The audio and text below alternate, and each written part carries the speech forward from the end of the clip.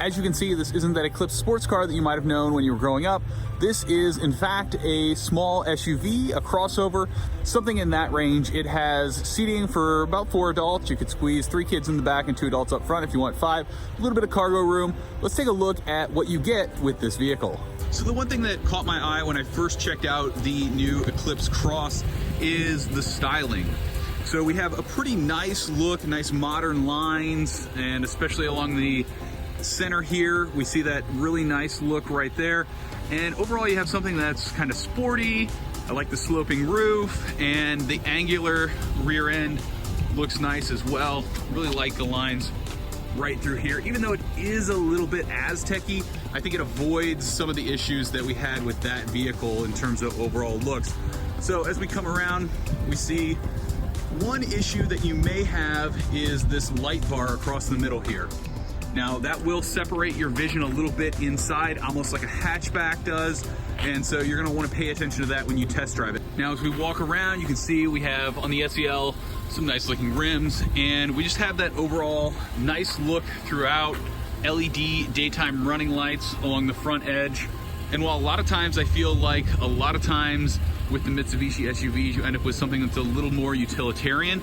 On the outside, this one really shines. And I also like the look of the top here.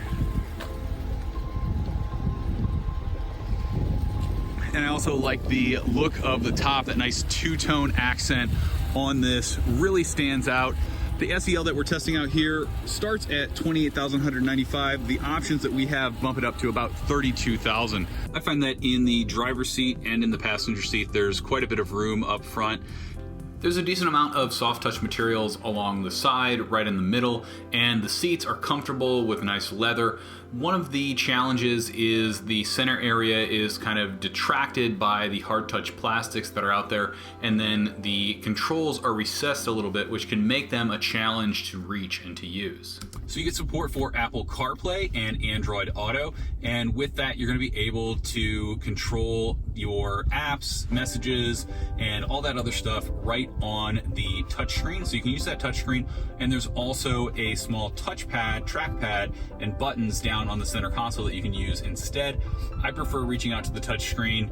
The touchpad is okay for a touchpad, but it's not really something that I would find myself ever using if I owned this vehicle.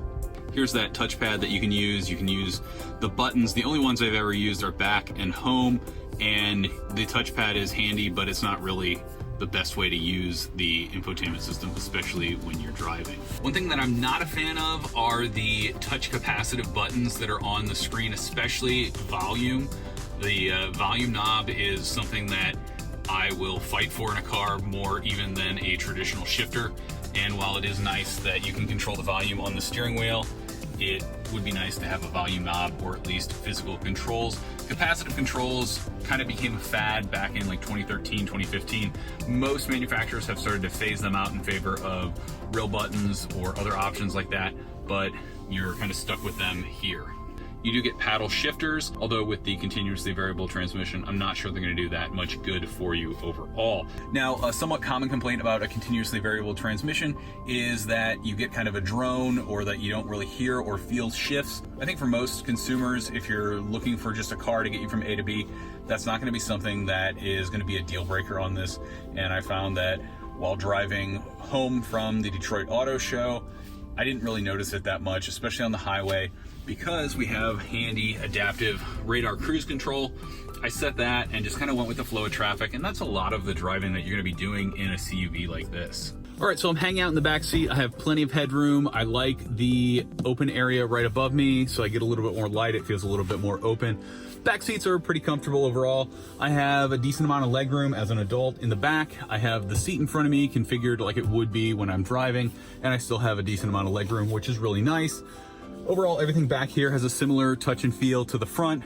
As you can see, there's a decent amount of space in the back seat, and up top we have a good amount of headroom, and that second moonroof area, sunlight, really helps out with making this feel a little more spacious. The seats have headrests that can pop up, which gives you a little bit more comfort back here, and then you can also fold this center spot down, and in there you're going to have a cup holder. One nice thing back here is both of the outboard seats are heated, We have an outlet down here to plug in a typical 12-volt charger to handle the charging needs of the back seat.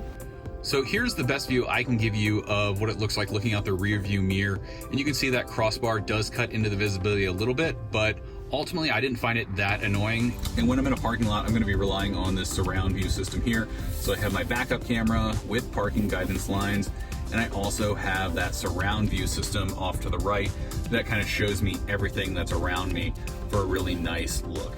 You're able to use the My Mitsubishi app to do some remote connectivity. You can flash your lights, lock and unlock the doors.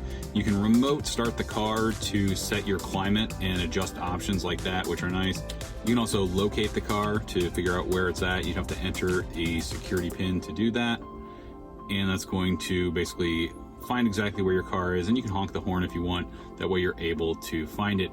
Now, one issue that I've had with this app is it's not super reliable. So as you saw at the top there was a little notification that it wasn't working. Well, there are a lot of features, and when you log in online, you're able to customize quite a few different things in the app. The biggest issue I've had is the overall reliability. I've only been able to use this a couple times during my week with the car. It's not clear if that's an app-specific issue or a car-specific issue, but ultimately it limits the usability of this app, and I'm not alone. And that's unfortunate because this kind of connectivity is really useful, especially if you're going to have a subscription. You're going to be able to do remote start from anywhere, as well as use some of the other features. So hopefully that's something that can get ironed out over time, but it's not an ideal solution if you're picking up a brand new car in 2019 and having connectivity issues using the app for simple things. The Eclipse Cross delivers a real comfortable ride, and that's really what it's designed for. If you're going around curves at speed, there's a little bit of body roll. That means the car is going to lean as you turn. And if you're looking for a more athletic, a sportier driving experience, you're definitely going to want to go check out like a Mazda CX-5. But if you're looking for comfort, nice handling, pretty accurate steering, then the Mitsubishi Eclipse Cross definitely checks all of those boxes. I'm also a big fan of the forward collision mitigation, as well as the adaptive cruise control and the blind spot monitoring with the lane change warning. So if you put your turn signal on to change into a lane that's occupied, it will beep at you, are really handy, and they help take away from any issues that are caused by the visibility out the rear of the vehicle. Thanks for joining us to take a look at the 2019 Mitsubishi Eclipse Cross. If you found this video useful, please give us a thumbs up, leave a comment and let us know what you want to know about this vehicle, and subscribe for more from Gotta Be Mobile.